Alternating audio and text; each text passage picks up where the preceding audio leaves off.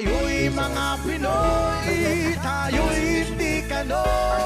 Huwag kang Spanish government. mahihiya This was only kung ang iyong buhay. prosperity.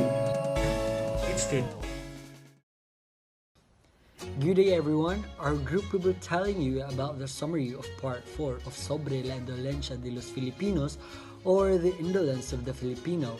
Rizal's main arguments in part 4 and our reflection if Rizal's argument in part 4 are still relevant today. So let's start. The summary of part 4 in Sobre la Indolencia de los Filipinos. The reason that awoke the predisposition and provoke evil were recognized, as well as the reason what foster and what sustain it. It stated that the disturbance, disordered, sorrowness, and misfortunes of a country is not people's fault or the citizens' fault, but the head of it, especially if the citizens have no liberty. These are the causes that contributed to foster the evil and the constantly lessening encouragement that labor has met with in the Philippines. Filipinos were afraid to deal with frequently with other races like Borneans, the Siamese, the Cambodians, etc. Eventually, the communications with other countries had been cut off, so was consumption of these products were ceased. And the only countries with which the Philippines continued to have relations were China, where China and a few private individuals in Manila were the only benefited, and Mexico or New Spain. Philippines at that time were so poor and only paid silver coin to traders from China. Of no little importance were the hindrances and obstacles that from the beginning were thrown in the farmers' way by the rulers, who were influenced by childish fear and saw everywhere signs of conspiracies and uprisings. The natives were not allowed to go their labors without permission of the governor or from its officers, as Morga says. On the other part, it stated that we know from the history that the encomenderos, after reducing many to slavery and forcing them to work for their benefit, made others give up their merchandise for a trifle or nothing at all, or cheated them with false measures. To mention Ipion in Panay, Padre Gaspar de San Agustin says, "It was very rich in gold ancient times, but people suffered from governors that caused them to live in poverty than to suffer such hardships." Furthermore, in Leyte, where they tried to kill a comendero of the town of Dagami on the account that great hardships he made them suffer by exacting tribute of wax from them with a steelyard which he had made twice as long as the others. This state of affairs lasted for a long time and still lasts, that the breed of encomenderos has become extinct. There were wars with the Dutch that caused people to change and grew, while the frauds has become worse than they did in those early years. Engaging with the businesses in the Philippines is very tedious. You need to be patient, stamped with a lot of papers, and needed to submit all the documents. All the Filipinos are aware of that. I think that is the one reason why the indolence were there. It is important to note that indolence in the Philippines is a chronic malady, but not a hereditary one. Truth is, before the Spaniard arrived in this land, the natives were industrially conducting business with China, Japan, Arabia, Malaysia, and other countries in the Middle East. The reason for this is that indolence were clearly stated in the essay and were not based only on presumption but were carried and taken from history. Another thing that we can add that has caused this laziness is the lack of solidarity among the Filipino people. Without unity, the peoples lack the strength to resist the attack of the government and other forces in society. There will also be no voice, no leader to sow progress and cultivate it so that it can bear hope in due time. In such a state, the Philippines remains a soulless, dead country, simply existing and devoid of life. As Rizal concluded, a man in the Philippines is an individual. He is not simply a citizen of a country. Philippines, according to Rizal, are not responsible for their goods because they are not their own masters.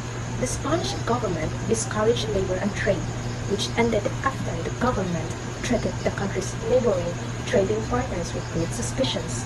Furthermore, trade has declined due to pirate attacks and many governments imposed restrictions which do not provide aid into crops and farmers. This and the abuse suffer under the economy thereof cause many to leave their fields. Business are monopolized by many government officials where bureaucracy and corruption operate on a large scale and gambling is tolerated by the government. Filipinos are not responsible for their woes. Rizal said, because they are not only their own master, claiming that the rich won't go to the heaven.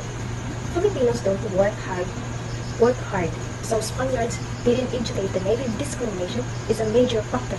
It degrades Filipino values we use. The friars are really taking things to the extremity, planning something devious so that they can continue to govern the natives. They are full of ignorance and purposefully deceived to gain what they believe should belong to them. Discrimination against the natives are too severe that whenever the natives win a competition, they are disregarded and treated with dishonor. Regarding education, when it comes to the natives, they are too brutal, depressive, and anti-human. The priests preceding the natives' education limit things the natives can learn, so that the natives can just stay at their place or low status, without aspirations. As the statement from part 4 of the results sobre la indolencia de los Filipinos, deprive a man then of his dignity, and you not only deprive him of his moral strength, but you also make him useless even for those who wish to make use of him.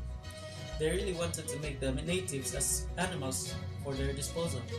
It represents natives as something more than a monkey but much less than a man, something they called as an anthropoid, who is dull-witted, stupid, timid, dirty, cringing, grinding, ill-clothed, indolent, lazy, brainless, immoral, and etc.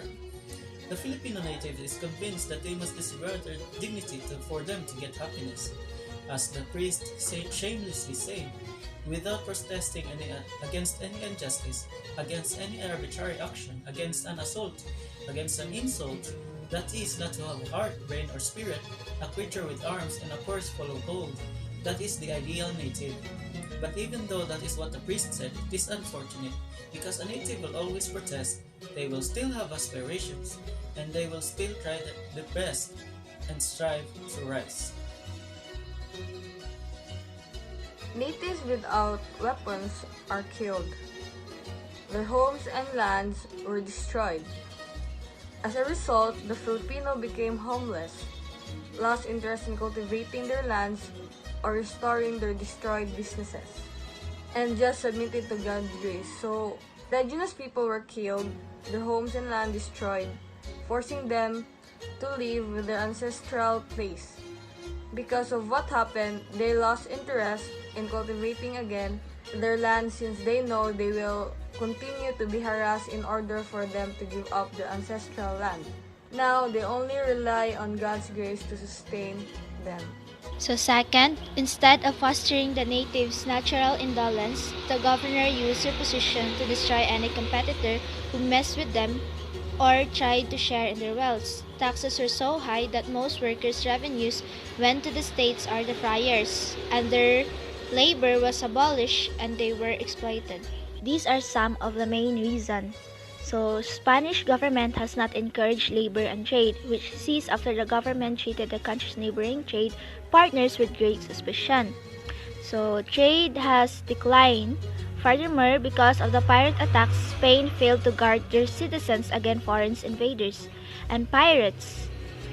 The native were slain, their homes were burned down, and their fields were ruined because they lacked the means to protect themselves. As the result, the Filipinos were forced to become nomads, lost their interest in cultivating their lands or recreating the businesses that has been shut down, and became completely reliant on God's grace. And many restriction was imposed by the government, which gave no aids for crops and farmers. This and the abuse suffered under encomenderos have caused many to abandon the fields. Businesses are monopolized by many government officials. Red tape and bribery operates on a wide scale. Rampant gambling is tolerated by the government. This situation is compounded by the church wrong doctrine, which hold that the rich will not go to heaven, thus engendering a wrong attitude toward works. There has also been discrimination in education against the natives. Finally, taxes were extremely high to the point where a significant amount of their earnings went to the government or the friars. When the object of their labor was removed and they were exploited, they were reduced to the inaction. Because business was only conducted with Spain through Mexico after the establishment of the galleon trade. All previous associations of the Philippines with other countries in Asia and the Middle East were cut off, and small businesses and handicapped industries that flourished during the Free Spanish period gradually disappeared. For me, arguments of the cell are on a balance scale. Some can be relevant and some can be not relevant. One, for example, is the natives that were killed and their homes were destroyed.